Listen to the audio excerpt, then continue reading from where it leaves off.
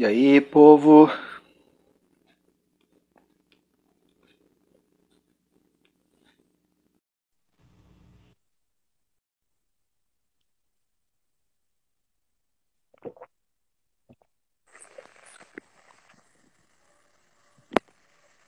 Boa noite.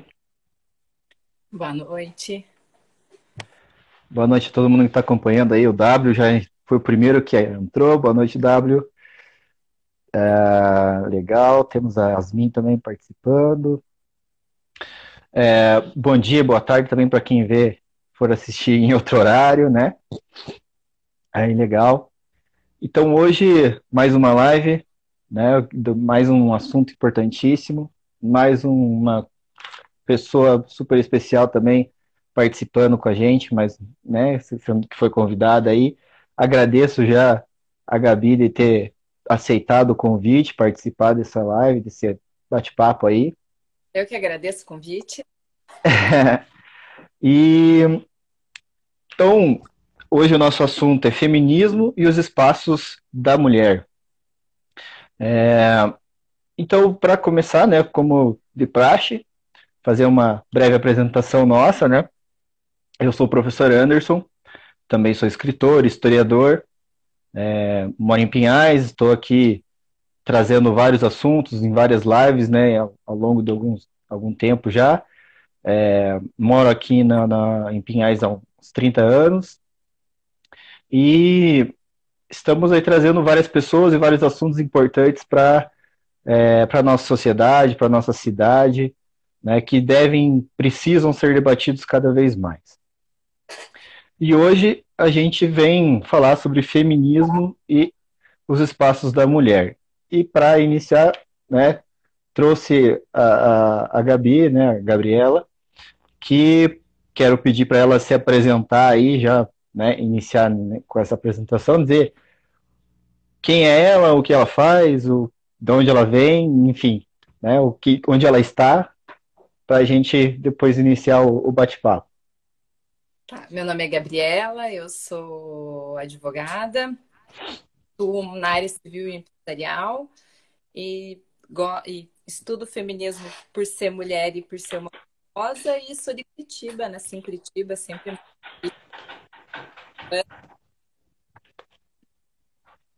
Legal. Muito bem. Aqui já a Denise chegando, a Mariana, legal. A Fábio, Andressa, Nayara, sejam todos bem-vindos aí que estão acompanhando. Legal. Ah, bom, para iniciar, falando sobre nosso assunto principal é o feminismo, mas para a gente entender o feminismo, a gente tem que entender o contexto em que nasce, né, o feminismo também. E nesse sentido é o saber, o entender, ou pelo menos tentar entender, né, qual é essa nossa sociedade, né, o que move a nossa sociedade. E aí a gente vem naquela palavrinha machismo, né? Que é para a gente poder entender também o que se trata isso, no porquê que existe, né? E qual é a essência do machismo, né? Se é que existe essência. Porque é daí que vem essa luta, né? Essa, esse debate também do feminismo. Gabi, por favor, pode iniciar e a gente já vai batendo uma bola aí. Assim, de forma geral, machismo, num sentido amplo, ele vai ser um conceito filosófico e social que crê na inferioridade da mulher e, portanto, na superioridade masculina. E ele vai trazer essa ideia de que o homem é superior, de que ele ocupa um espaço de superioridade nessa sociedade e que a mulher está submetida a ele. Então, ele vai ser, dentro dos espaços políticos e sociais, o que impõe as regras, o que define os conceitos e dentro do ambiente familiar também. E Uhum. vai vir essa ideia de subjugação feminina. Então, se tem um ser que é superior, automaticamente tem um ser que é inferior. E isso vai legitimando alguns comportamentos. Então, o machismo vai trazer a ideia do masculino, do viril, associado à violência, associado ao provedor. E aquele que Uhum. paga e aquele que paga manda. Então, assim, a mulher fica subjugada inicialmente ao espaço doméstico, né, que é as construções históricas que a gente tem, e o homem vai desbravar a sociedade. Então, ele ocupa os espaços de poder político, sociais, na igreja, e a mulher fica aí com um papel secundário de criação de filhos. E não por acaso, né? E o que é importante a gente ressaltar aqui é que o machismo ele é uma construção, ele não é Sim. fato, né? A diferença, essa Uhum. mulher ele é uma construção social. Não foi sempre assim. Vão ter historiadores que vão trazer o homem pré-histórico e vão dizer que na pré-história havia uma divisão de papéis mais igualitárias do que a gente vê.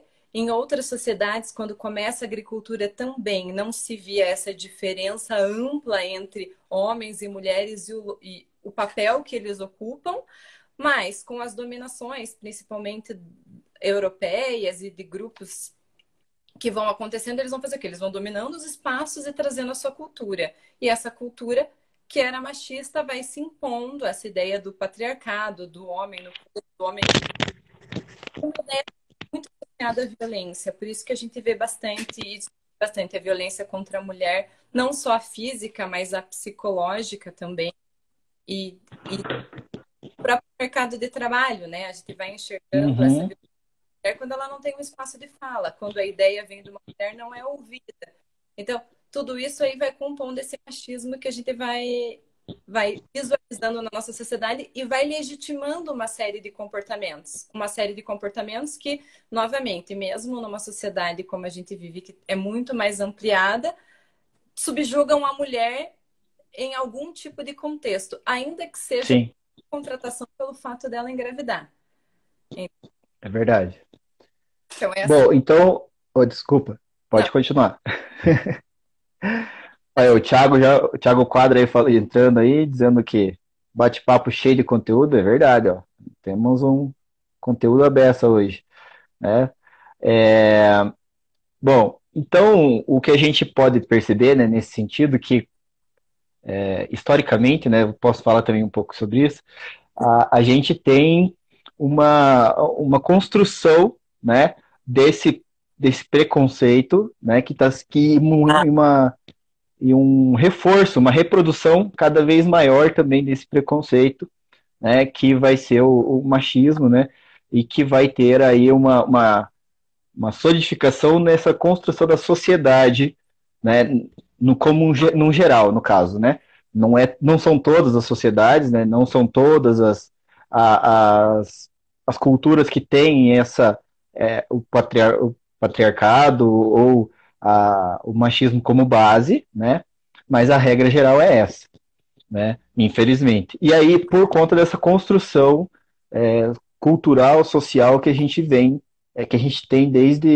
da antiguidade, né? sim, se a gente É, interrompendo só um pouquinho, trouxer o pode próprio falar. Aristóteles vai trazer a mulher como inferior intelectual, Exato. moralmente, e ainda vai atribuir a ela o papel de reprodução e subserviência, serviço ao marido. Então, Aham. para ele, ela cumpre na sociedade. Então, assim, vão ter filósofos que vão contribuir ainda mais para essa ideia da inferioridade feminina. Exatamente. E aí a gente tem é, também essa questão do muito forte com relação às instituições sociais, né? No caso, a família, a igreja, por mais que a gente tenha situações e períodos históricos que a gente percebe que ah, tem uma mudança, tem uma alteração nesse paradigma aí, né? Algumas sociedades são lideradas por mulheres, algumas culturas, sejam elas indígenas ou não, enfim, também tem lideranças femininas, mas aí a gente tem essa construção social do patriarcado, principalmente nas instituições sociais, né, na construção, e aí a gente, de novo, né, família, política, a igreja, também mercado de trabalho, como você mesma colocou. E dentro desse questão do machismo, né, estrutural, que também está paralelo a isso, tem a questão do racismo, né, também, é como se a mulher fosse de uma outra raça inferior também, né, nesse caso. E que a gente sabe que biologicamente não existe, né, nenhuma raça inferior ou não, né. E a gente tem aí, então, o feminismo, que em vários momentos históricos tem discussões, né? Surgem discussões sobre um assunto ou outro, sobre uma questão ou outra, né, em vários lugares do mundo, em vários momentos históricos. No século XIX, a gente tem questão com relação ao trabalho, com relação também aos salários, com relação ao voto, né, da mulher. Então tem e vai evoluindo essa discussão cada vez mais até chegar aos dias de hoje. Dentro disso, o que exatamente a gente pode definir, se é que tem como definir, né, de uma forma fechada, né, o que é o feminismo? Assim, ele é plural, é da essência do feminismo ser plural, né? É importante a gente fala assim do machismo, do feminismo, da figura feminina e masculina, de algo global, mas a verdade é que é individual. As necessidades das mulheres são diferentes, por das mulheres de forma global.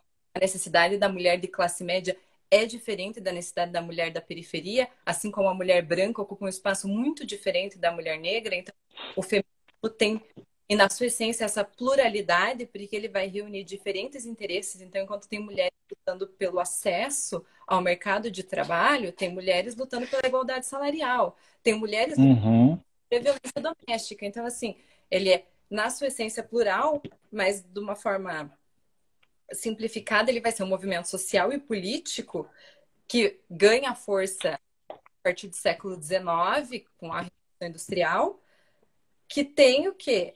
O objetivo de instaurar a igualdade entre os gêneros. Então, ele é um movimento que busca a justiça social, Uhum. de forma muito simplificada. Então, Igualdade de direitos, né? isso, igualdade de direitos, de forma efetiva. No Brasil, Sim, a Constituição vai falar de igualdade, mas na prática a gente olha para o mercado de trabalho, olha para a sociedade, olha para a violência e vê que essa igualdade ela é escrita, né? Ela é formal e não material.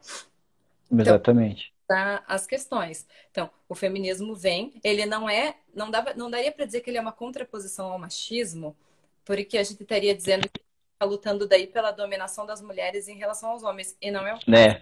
a luta por equidade.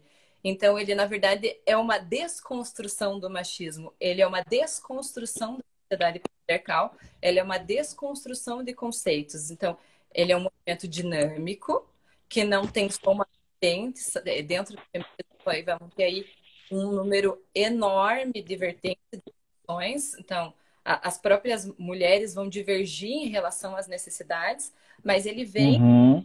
e surge com a industrialização, começa pela luta pelo espaço de trabalho, e dentro disso também vem a discussão sobre o direito ao voto, que é uma pauta que, num momento histórico, uniu muito as mulheres, porque dentro de tudo Sim, elas necessitavam que era, algumas mulheres estavam querendo ocupar espaços de poder, outras estavam lutando por melhores condições de trabalho, outras estavam lutando pelo direito de estudar.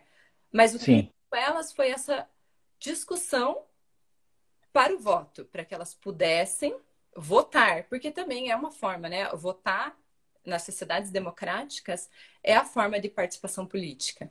É Então, verdade. veio e uniu essas lutas, mas é um movimento absolutamente plural. Legal. Eu só tem dois comentários aqui muito bons que a gente vai falar aqui, mas antes eu queria pegar um gancho numa frase que você falou, né, da questão da contraposição ao machismo, né, que realmente o feminismo ele busca essa igualdade, então ela é desconstrução do machismo, não o oposto, né, porque o oposto seria o femismo, né, Exato. que é a superioridade feminina. E, na verdade não é, né? Porque a gente está discutindo no feminismo a, a igualdade, né? E a posição, né, de que a mulher está sendo subjugada e que não deveria. Então aqui tem um comentário, a Josi, ou igualdade de deveres também, né? Sinto que os nossos deveres, entre aspas, de mulher ainda são muito mais exigentes. Não, quer que eu Pode falar. faça um comentário? Não, tem razão, porque o que acontece? Como a gente vem num meio machista, a gente vem de uma realidade patriarcal, em que o trabalho doméstico foi exclusivamente atribuído à mulher e o homem foi colocado num patamar de ser servido. Quando a gente vai para o mercado de trabalho, a gente ganha direitos, tá? Vai ganhando um certo grau de independência, uma construção prática e de muita luta, porque nada foi concedido de forma simples. As coisas foram todas lutadas e debatidas. O que acontece? Uhum, Em vez da no lugar de, porque a gente construiu isso dentro de um ambiente machista. Então a gente ocupa espaço, mas a gente não deixou de ocupar o espaço doméstico, ocupar o espaço de cuidado do filho, ocupar o espaço de cuidado com a casa. Então, assim, isso ainda é, por muitos, visto como atividade exclusivamente feminina e a gente agregou as 8 horas de trabalho diários no Brasil, usando o regulamento brasileiro, né, que são as 8 horas por dia. sim. Então, a gente tem esses deveres. E daí a gente começa a discutir exatamente isso, o nosso papel na sociedade, onde que a gente vai se colocar e que atividade de casa é dever de todos, né? Então, Sim. a gente precisa começar a discutir isso também, que a gente ocupou um espaço de trabalho, trabalho igual aos homens, então os trabalhos domésticos com filhos também precisam ser divididos. E daí aqui a gente sai daquela coisa do meu marido me ajuda, né? Meu irmão me ajuda, meu pai me ajuda. Não, gente, todo mundo está em casa sujando e usando e se alimentando. Então, assim, não é ajuda, é divisão de trabalho. Tanto no Uhum, trabalho, tanto na ocupação dos espaços, como dentro do ambiente doméstico. É muito legal. a fala de deveres, sim, acho que precisa Sim. ter a distribuição dos deveres também. A Georgia faz o comentário aqui também: igualdade de direitos, de saberes, de posição social. Igualdades múltiplas. Exatamente. Eu acho que é bem por aí, né? É uma conquista que tem. Na verdade, as conquistas do feminismo são conquistas da sociedade, né? Num, porque é uma construção de sociedade nova, né? Exatamente. Se a gente pensar há pouco tempo, o CPF da mulher era atrelado ao do marido, né? Então ela só tinha a vivência social a partir do marido. Então ela saía do jugo do pai e passava para o jugo do marido. Hoje em dia a gente já superou isso. Houve um tempo em que Sim. nada te excluía da sociedade. Hoje em dia o divórcio está aí normalizado, né? Já não é mais aquele. Uhum. Ainda, claro, o peso para a mulher ainda continua, como em várias coisas, sendo maior do que para o homem, mas a gente já superou essas questões. E ainda, claro, tem muito a está caminhando. Gabi, o que você pode dizer dentro ainda dessa discussão de feminismo, machismo, existem mulheres machistas e homens feministas? Como é que é essa discussão? Vamos começar então pelas mulheres machistas e desta evolui para os homens feministas, né? Porque daí, quando a gente falar de homem, você vai ter algumas divergências dentro das linhas feministas sobre o comportamento do homem em relação ao feminismo. Sim. Se existem mulheres machistas, sim, porque nós reproduzimos, né? Os comportamentos são reproduções sociais. Então a gente vive numa sociedade que é machista e que estabeleceu papéis para as mulheres. Então, assim, Uhum. eu compro essa sociedade para mim e me coloco neste papel e acredito que aquela é a verdade absoluta e não vou contestar nada e vou reproduzir isso na minha forma de ser, na minha forma de julgar outra mulher. E daí aqui é bastante importante a gente conversar, falar sobre isso, que existe uma cultura da competitividade feminina, porque me parece que existe um medo do patriarcado que as mulheres se unam e percebam que essa competição não é natural. As mulheres não precisam competir entre si. Existe a amizade feminina, mas foi atribuída Uhum. a amizade ao homem, né? Então a amizade verdadeira é a do homem, a da mulher é de competição. Por quê? Porque nós também fomos colocadas como objetos, né? Então somos objetos do desejo masculino. Estamos nessa disputa, né? Quem vai chegar primeiro e levar aquele casamento, ou aquela instituição.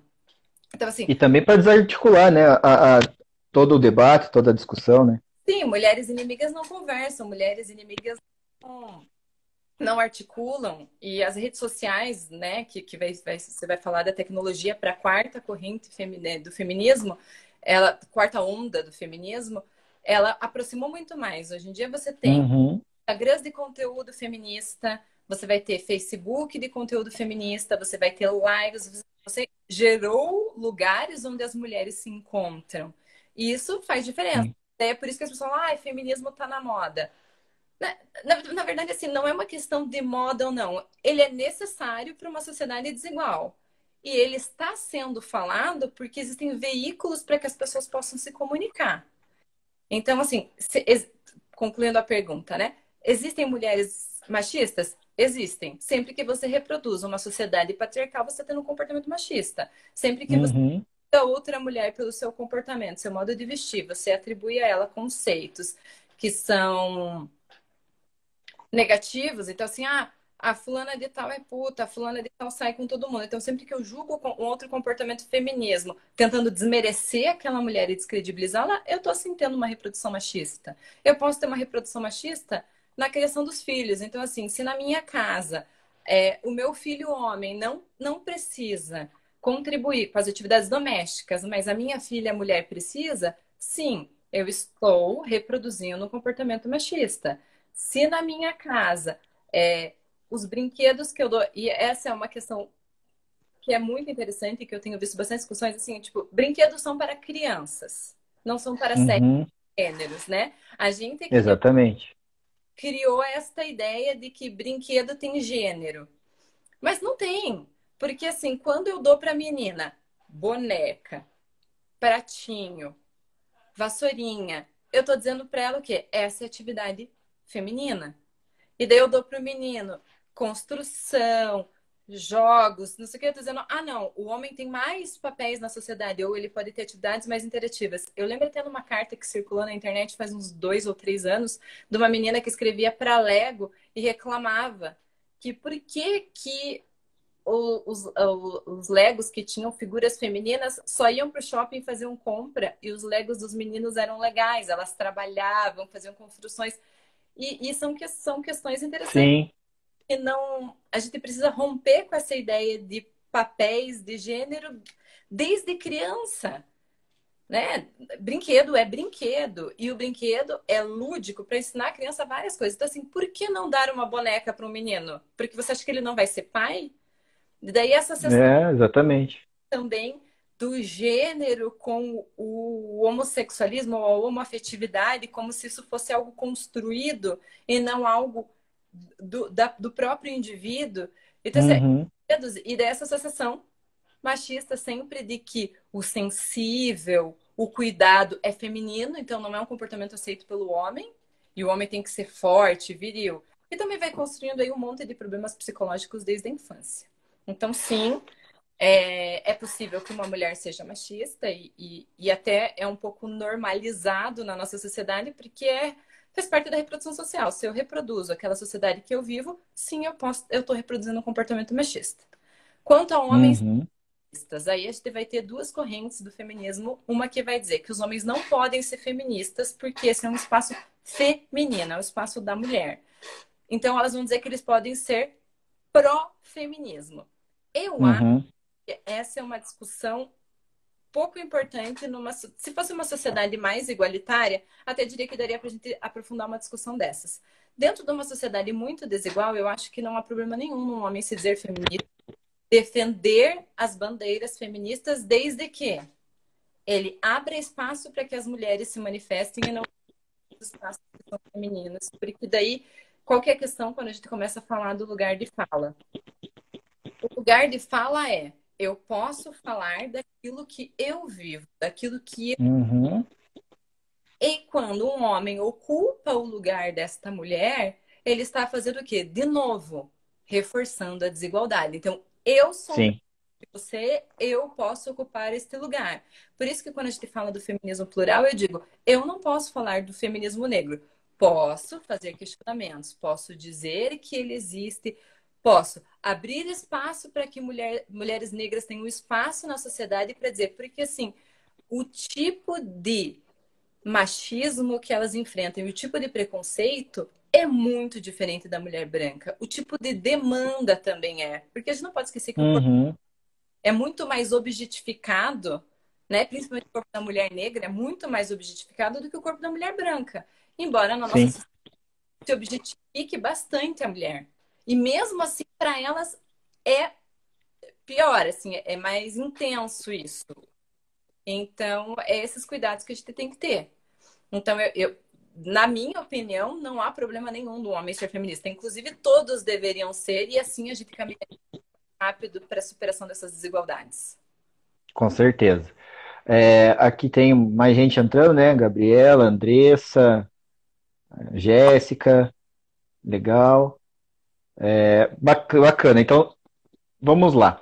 Dentro dessa discussão, então, até teve até um comentário ali falando da questão do sobrenome, né? Por exemplo, né? Que hoje já não tem mais essa obrigação, né? Do sobrenome. Inclusive, hoje o homem também pode adotar o sobrenome da esposa, né? No caso A do casamento. evoluiu tanto que a mulher pode, que no mesmo ato, a mulher pode adotar o sobrenome do marido e o marido o sobrenome da mulher. Eles vão ficar os dois com o sobrenome, Exatamente.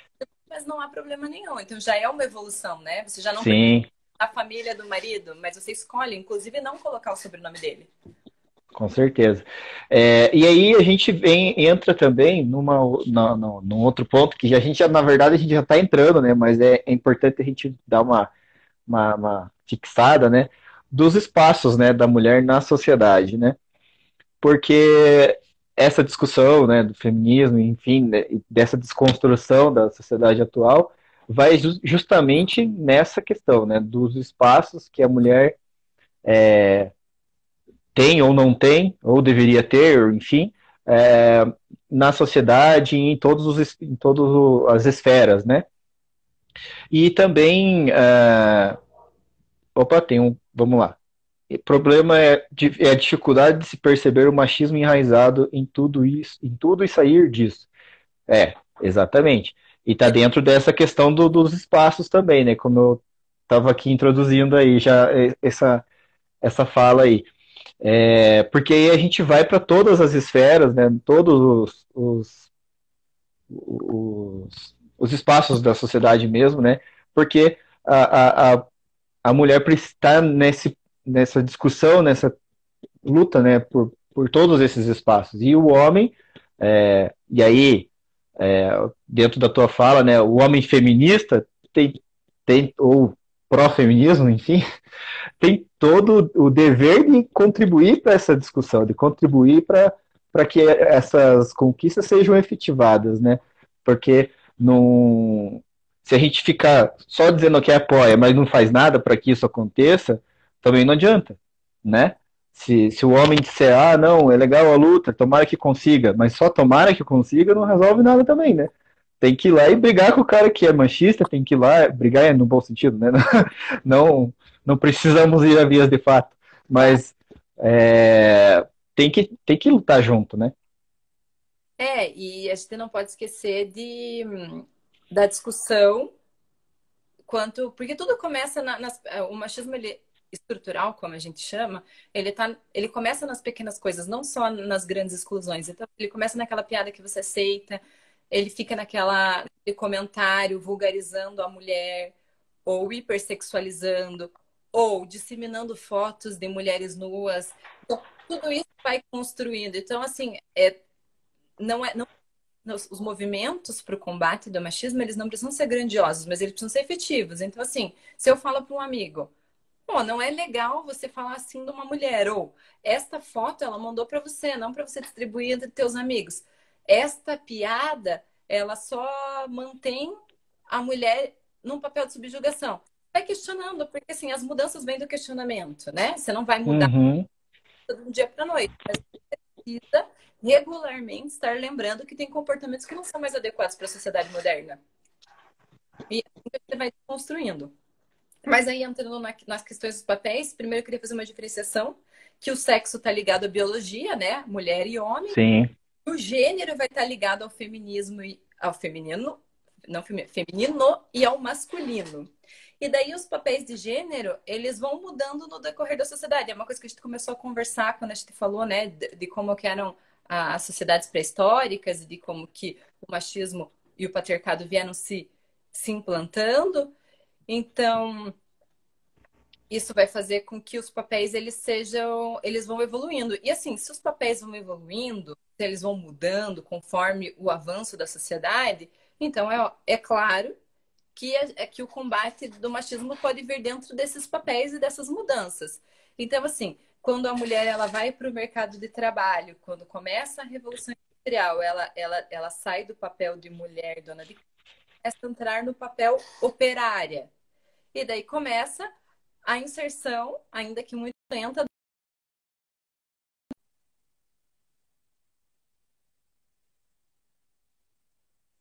Opa.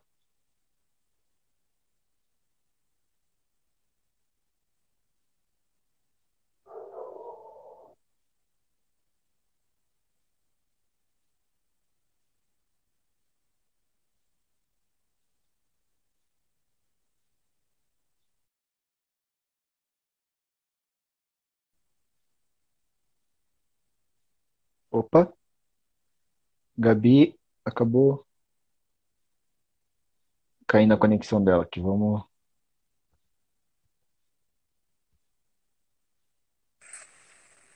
Opa, Caiu aí.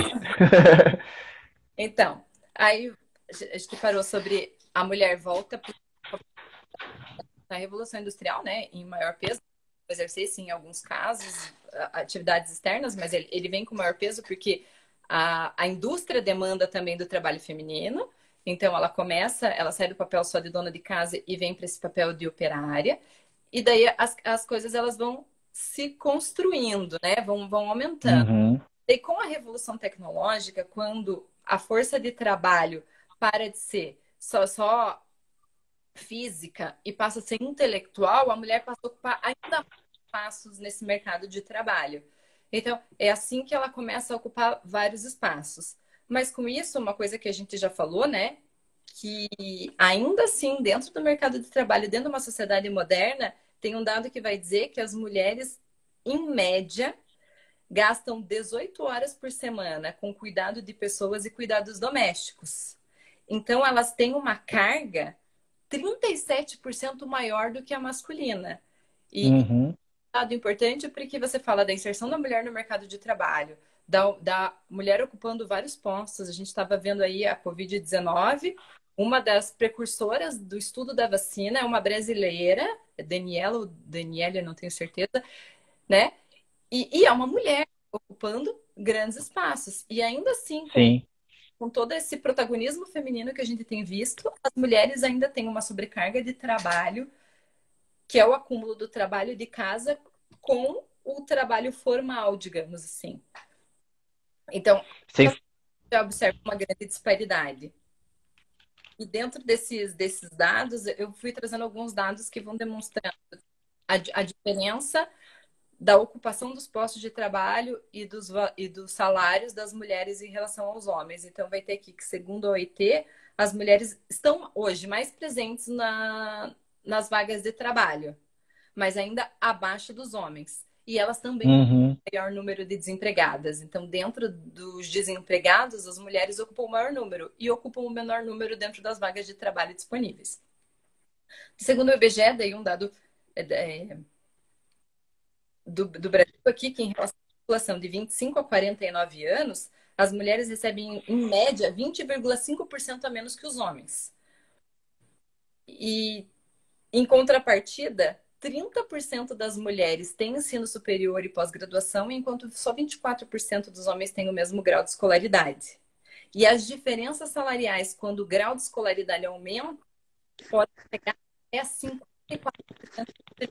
Os homens no mercado de trabalho quando você está falando de mais instruídos, então, pós-graduados, mestres, doutores, a diferença salarial vai chegar até a 54%. Então, é muito engraçado. Quanto menor o nível de escolaridade, existe sempre uma diferença salarial entre homens e mulheres. Não teve nenhum estudo que eu pesquisei que demonstrasse alguma igualdade. Então, assim, quanto Aham. tudo, mais próximos são os salários. Quando você vai aumentando o grau de estudo, vão ficando mais díspares os salários. Então, chegando aí até esse dado de 54% de diferença. É Sim. bastante absurdo, né? E daí Não, é demais. essas diferenças vão ser associadas a uma série de fatores, dentre eles um que eu considero o mais absurdo de todos, que é o fato da mulher engravidar. Porque, assim, Aham. somos todos produtos de uma gestação. Não tem como chegar nessa sociedade do jeito que a gente vive, né? Pelo menos a ciência não evoluiu a tal ponto, sem que haja uma gestação. Ela é necessária, porque se você pensar dentro de um sistema capitalista que é o que a gente vive, em que você precisa renovar a força de trabalho, porque Uhum. tanto vai se aposentar, um outro tanto precisa substituir este mercado de trabalho, né? Esses postos de trabalho. Até porque é assim que a Previdência funciona. Quem está ativo cobre quem está aposentado. E se esse número diminui, você vai causando aí uma série de problemas, inclusive previdenciários. Então, a gestação ela é necessária. E daí Sim. a mulher fica 120 dias, que é o que a gente tem no Brasil, fora.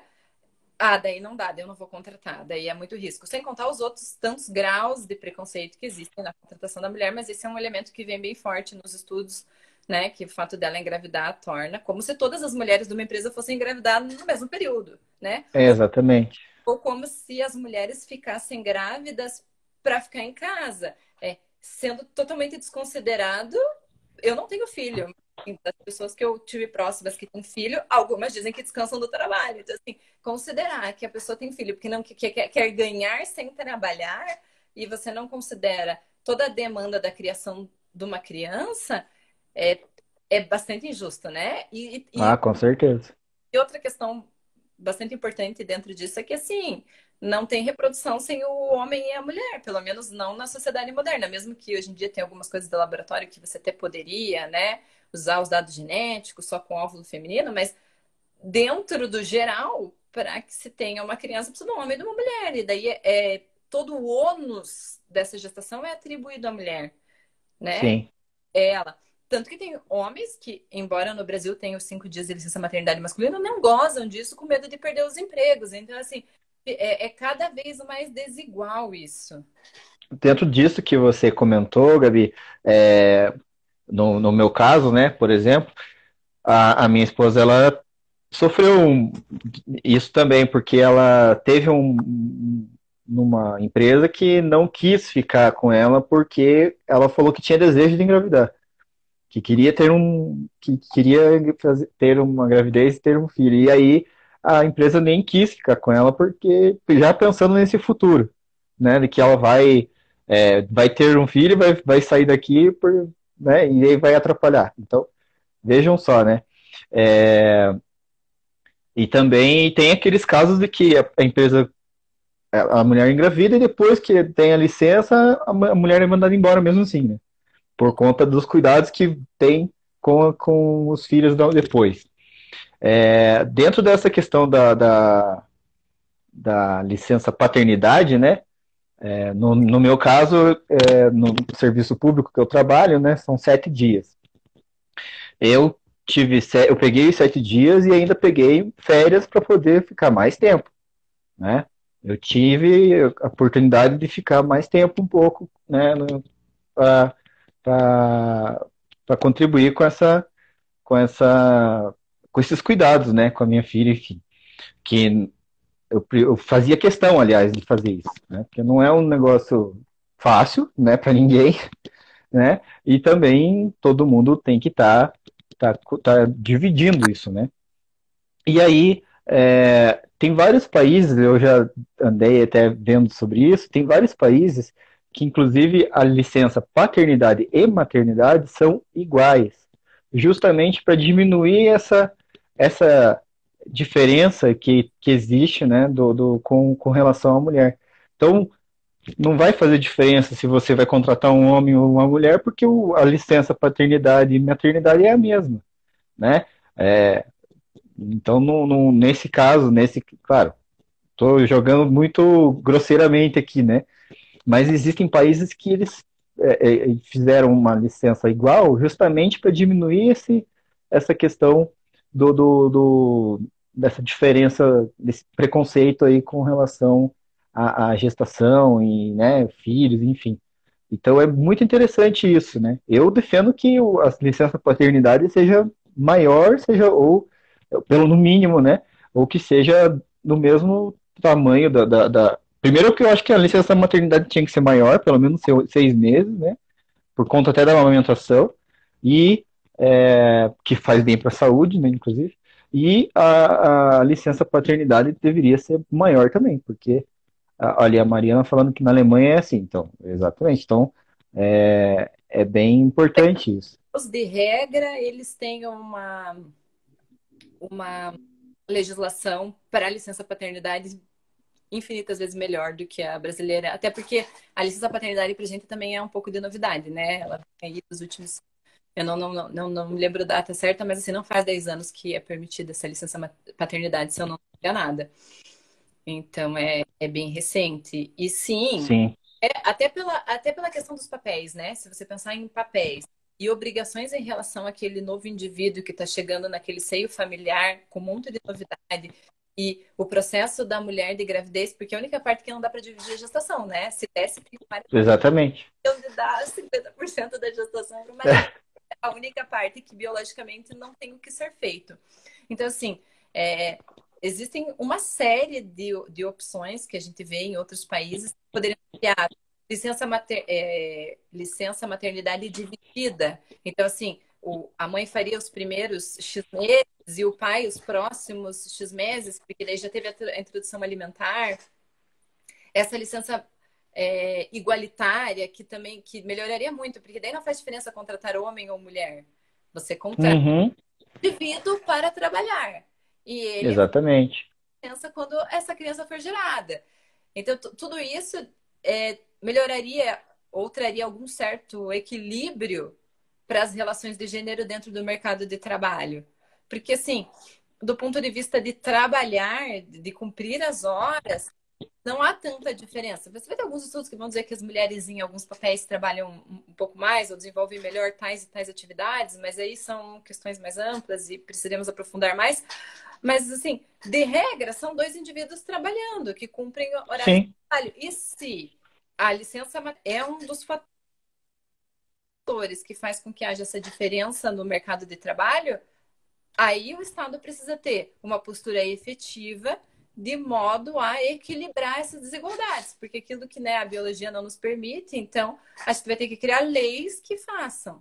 Porque já deveríamos, assim, nessa modernidade, ter superado algumas questões, né? Tem coisas que eu acredito que a gente não deveria mais estar discutindo, sabe? A violência, o medo é verdade. de andar na rua sozinha, já tendo evoluído tanto, as mulheres já tendo ocupado os espaços da ciência, já tendo sido protagonista em várias coisas, de ter que estar discutindo o medo do estupro, a agressão, a violência contra a mulher, a não contratação pelo simples fato de ser mulher, sabe? Essas coisas a gente precisa dar uma caminhada. Com certeza. Tem aqui vários comentários, muito legal a participação. Muito obrigado para todo mundo que está curtindo e participando aí. Não dá para ler tudo, porque, né, é um assunto que nem a Gabi falou, precisaria de 3, 4 horas para falar sobre isso, porque é muita coisa. Muito bem. Aqui dentro dessa temática, desse ponto aqui ainda, a gente tem a questão dos espaços, né, novamente. É, por exemplo, né, você falou do mercado de trabalho, principalmente, né, tem as posições de liderança, né, e também posições de liderança não só políticas, mas sociais, né, que também é um espaço a ser disputado, né, vamos dizer assim, para mínimo, é, nesse debate aí com as mulheres. Como é que você vê essa questão também? Só lembrando que temos pouco tempo agora, mas vamos tentar. Então, assim, antes da gente fechar, eu só queria trazer um dado sobre a ocupação dos espaços públicos pelas mulheres, né, das funções Isso é públicas, legal. ó, no cenário público do Brasil, 10% dos deputados federais são mulheres.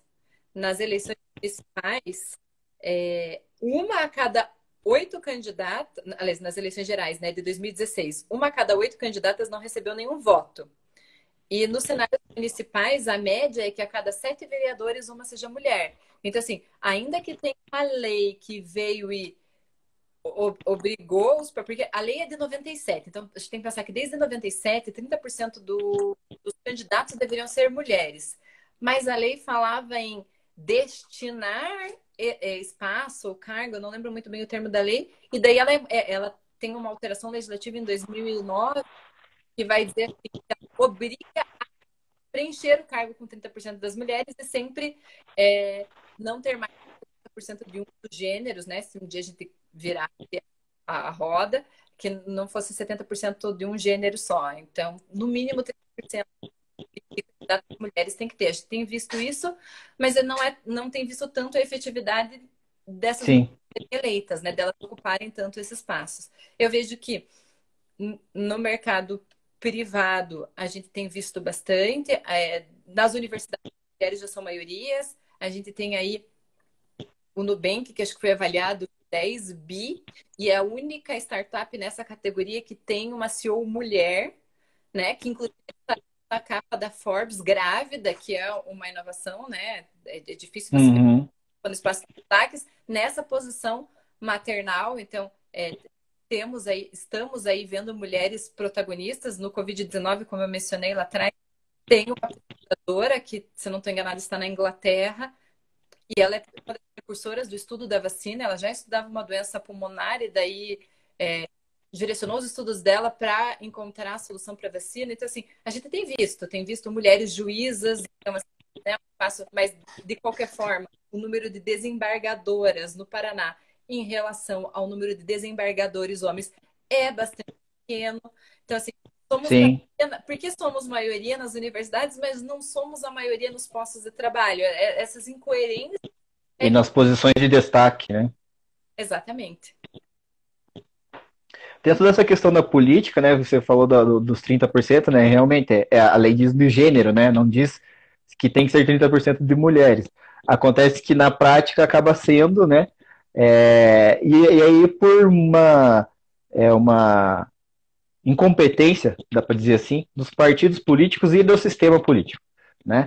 Porque não faz essa discussão do como deveria, as mulheres geralmente acabam entrando, esses dados justamente porque as mulheres acabam entrando naquela categoria, tá faltando, vamos entrar qualquer uma, vamos sem informação política, sem um preparo, sem um entendimento da coisa, então é complicado, porque e aí sem entendimento não por parte da mulher especificamente, mas por parte do partido, do sistema, né?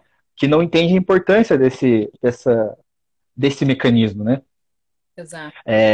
O Partido dos Trabalhadores, eu posso dizer, né, por experiência, é um dos partidos que estão, não vou dizer que estão à frente disso e tal, nada disso, mas é que tem uma experiência diferente quanto a isso, não enquanto os 30% de candidaturas, mas enquanto aos cargos de destaque dentro da direção do partido.